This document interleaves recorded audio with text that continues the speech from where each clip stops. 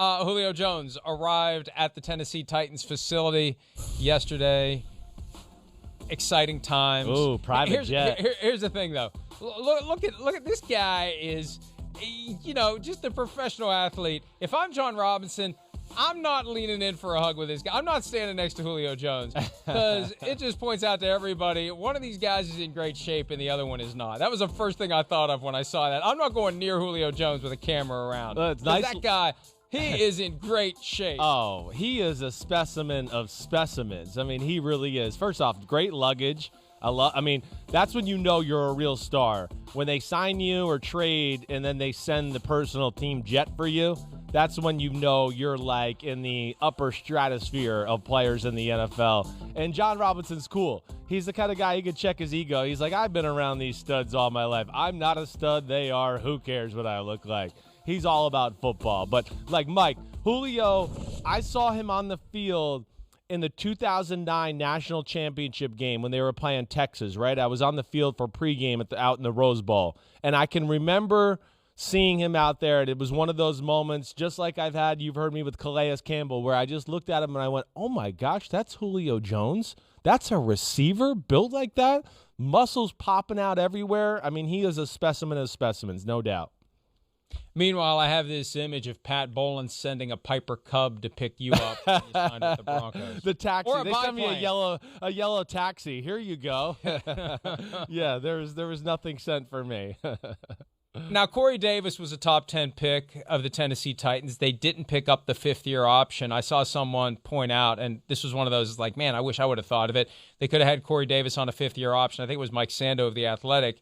Corey Davis's fifth-year option actually would have been more than what Julio Jones is making this year with his $15.3 million contract. How much of an upgrade do we anticipate Julio Jones to be over Corey Davis? I think significant, because Julio Jones is a guy that just is like, we've talked about what he can do after the catch, what he can do before the snap. He's one of those guys, it's one-on-one, I'm going to him. And as we mentioned yesterday, he's also one of those guys, he's covered, but it doesn't really matter. I can throw it up to him, and he'll still catch it. That's where he's almost unstoppable in that manner when it comes to one-on-one coverage. He's just a little bit of a different beast than Corey Davis. And here's how I look at it, too. If Corey Davis was Julio Jones, you pick up the fifth-year option. Well, there you go. You're not in a situation where you have to trade for Julio Jones. Exactly. You already have a future Julio Jones, a guy who was drafted higher than Julio Jones when he came out of Western Michigan, I think it was. So, he would still be there, and he would probably be under his second contract right now, not his fifth-year option. Yeah, exactly right. Corey Davis is a good route runner. You want him on your football team. He's a high-end number 2. But like we talked about yesterday, Tennessee's going with, no, we got a high-end number 1, a high-end number 1, and maybe the number 1 running back in football, too. And then we got a quarterback who's damn good and can throw the ball down the field and is aggressive and all that. And that's where I get really excited about that formula. Again, like we talked about yesterday, they're going to put defenses in a real bind.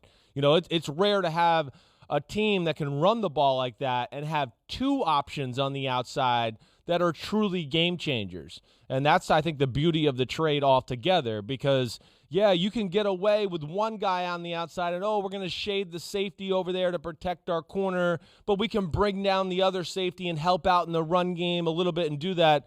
Now you're going to have to think twice with both of those guys, and that's where it's very interesting. All right, so let's fill in the blank. Receiving duos. First topic, the best receiver duo in the NFL as of right now is who, Chris? It's hard for me to not say them. I mean, like, I'm going to pick A.J. Brown and Julio Jones right now, aren't you? Or are you going to go somewhere else? Like, you want to do for sake of the exercise or do somebody else besides them? I mean, they've never been on the field together. Yeah. How about Justin Jefferson and Adam Thielen? I mean, they're right up there with it, no doubt about it. I mean, they're a part of the next group. Them, DK and Tyler Lockett up there in Seattle. I think they're in that conversation. Even though it wasn't the greatest year last year, I think Mike Evans and Chris Godwin still got to be in that conversation as well. Like, they're difference makers. So I look at them as being in that category, right? OBJ and Jarvis Landry, if OBJ can be healthy, have the potential to be that, but we haven't really seen that yet. But I think those are the ones right off the bat that jump out to me that are at least in the class of Julio and AB. Anybody else jump to your mind? Pete has put together a list of them.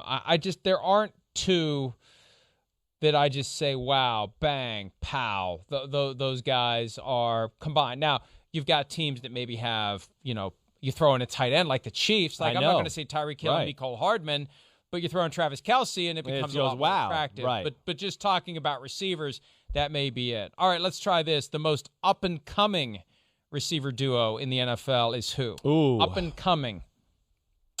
I'm going to go with one you've heard me talk about before. Ooh, I don't know here. You know what? I'm going to go with Pittsburgh and Deontay Johnson and Chase Claypool. It's a tough one. To me, it's between them or Terry McLaurin and Curtis Samuel and that combination there. What about Jamar Chase and T. Higgins in Cincinnati? Well, that is definitely an up-and-comer, yes. I mean, that has a chance to be special. You got a guy that's fast as hell and can do everything, and then you got this big giant in T. Higgins who can just beat you with pure size and everything like that. But I think the one I'm going to go with Deontay Johnson and Chase Claypool. The only reason I'm hesitating on that is because they have a third in Juju where I get worried he might steal some of their stats or things like that. But, man, I'm a big fan of Deontay Johnson and what he can do as far as route running, can beat you deep and do stuff like that. And then what I think of Chase Claypool. I mean, I think he's an absolute bona fide superstar. So I guess I'll go with those two there. It's a close one, though. There was just something last year with Chase Claypool. Whether it was Ben Roethlisberger couldn't get the ball down the field or they didn't want to give him too much too soon in his career, right. I don't know. But if they fully embrace Chase Claypool, he's got the potential to be a superstar. Mine was and will be, who did I say? Jamar Chase and T. Higgins. How about this one? Most underrated receiving duo in the NFL. Let me go first on this one because this one jumped off the page at me, and I think this is the right answer, and I bet you're going to agree with me. Keenan Allen and Mike Williams. Ooh, most underrated. It's a really good one. It is. I guess I have them written down as one of the great duos here for sure, and they are underrated because Keenan Allen is all the catches. He might not be as sexy with the highlight-type plays, but he's an amazing receiver, and Mike Williams a little the same way. I don't know why he gets lost in the shuffle. I know he was banged up a little bit last year too and had some injuries, but I'm with you. I think they are one of the more underrated ones. I think the one I'm going to go is the most underrated and to me is towards the top of football, and I left them out of the conversation here because I didn't want you to steal them later, is the DJ Moore and Robbie Anderson one in Carolina. That's another one that I look at to go, I mean, those are both 1,000-yard receivers and like highlight-making type talents to where I look at them as probably the most underrated or at least talked about. I mean, to the point where Curtis Samuel leaves in free agency, and it's just kind of like, okay. We still got DJ Moore and Robbie Anderson. Right. The Batman in most need of a Robin is who? When I think of the wide receivers, just, when we keep it strictly to wide receivers, I want to say Tyreek Hill. I don't know. I mean, the Devontae Adams and DeAndre Hopkins come to my mind, certainly. But I feel like if Tyreek Hill had like a Sammy Watkins where we thought he was supposed to be Sammy Watkins and healthy and just hitting on all cylinders, like I wonder how much more dangerous he could be. I mean, Mecole Hardman's been good, but not quite as good as I at least would have expected. And you could tell not as good as they expect because they take him out of the lineup times and Demarcus Robinson's in there and everything like that. But if they had another, like, unreal number 2 receiver next to Tyreek Hill right now, I guess I just go, wow, that would be scary. I know they got good, but I don't know if it's a Robin good to classify it that way. I know they got some faith in Byron Pringle, and I don't know if that's a result of Mecole Hardman not being what they thought, so Pringle looks good in comparison, but they really like Byron Pringle, and we'll see what he can develop into this year. You mentioned Devontae Adams. I mean, I look at that question of which Batman needs a Robin. If I'm Batman at the receiver position, I want another Batman. I want Julio Jones if I'm A.J. Brown. I want Reggie Wayne if I'm Marvin Harrison. I want Torrey Holt if I'm Isaac Bruce, because that's the best way to pump up your own game, not to have a guy who's your number 2 because that guy's going to get all the favorable matchups. I want pick your poison. And the only way you do that is with a couple of Batman. I think Batmen. Would it be Batman? Batmans or Batmen? It's plural. It's plural. It's Batmen. But yeah, I mean, I'm here. I think the common thought, and I heard like receivers say this back when I played every now and then. You think, oh, if we have 2 number 1s, then I won't get the ball as much. And you go, no. There's plenty of balls to go around. Wes Welker caught 120 passes, and Randy Moss still caught 70 or 80, or like you're talking about, Reggie and Marvin. There's plenty to go around. And like you said, I think that's the key, is when you have another Batman to your Batman, then you might get favored in certain situations, or, oh, it's 3rd and 4, they like to work this receiver, so maybe we'll double him here. But you're right. You have a better chance of seeing more favorable coverages that way when there's a true stud on the other side of you. Yeah, even if you get fewer balls, it's a lot easier It's going to be bigger plays to get open. Yes, you're going to get open. Right. You're not going to have the same hassle when you've got multiple guys trying to keep you from doing what it is you want to do. The most balanced offensive quartet, quarterback, running back, 2 receivers in the NFL currently are who, Chris? It's either, I think, I know we haven't seen Tennessee, but it's hard for me to not say them. Your Minnesota Vikings, I think, are definitely, I mean, it's a lot like the Tennessee combination. It's like, whoa, it's 2 number 1 receivers and maybe the second best running back in football, with a good quarterback. I think I'm going to, the Seattle one lacks the running back to me to be like quite in that class. I don't think I'm missing. I mean, Dallas, we haven't mentioned, them with CeeDee Lamb and Amari Cooper.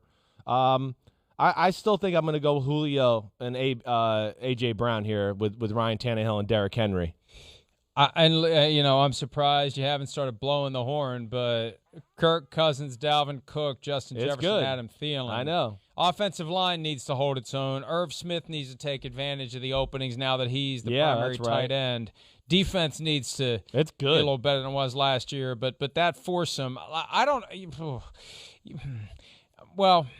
I mean, we've seen it. That's where you have the advantage with your pick there. You're right. We haven't seen Julio and everything like that, but either way, I look at it as special and special. That's for sure. There's a lot of ones that are real close to it, right? I mean, hey, when you talk about Mike Evans, Chris Godwin, Brady, and it's just the running back doesn't quite match maybe some of the other ones we're talking about here. The Browns have the potential to be OBJ, Landry, Baker, Nick Chubb. I mean, wow, that could be really special too. There's some good ones out there. Cooper Kupp, Robert Woods, Cam Akers, not bad there with Matthew Stafford. So there's certainly, some offenses and some talent to go around in this discussion, that's for sure. Yeah, we mentioned the one LA team as an underrated duo in Keenan Allen and Mike Williams, Cooper Kupp and Robert Woods. When you throw in Tutu Atwell and Deshaun Jackson and Matthew Stafford, that could be very compelling. And if only they had listened to Jalen Ramsey and gotten Julio Jones. I'm still surprised that players who are among those responsible for huge cap numbers don't understand that there's only so many that a team can have. And hopefully Les Snead or Sean McVay will have that conversation with Jalen Ramsey. It's just like, yeah, we'd like to have him too, but you can't get every great player who happens to be available. Hi, I'm Mike Tirico, and thanks for watching. Make sure to hit subscribe for the latest news and highlights from NBC Sports.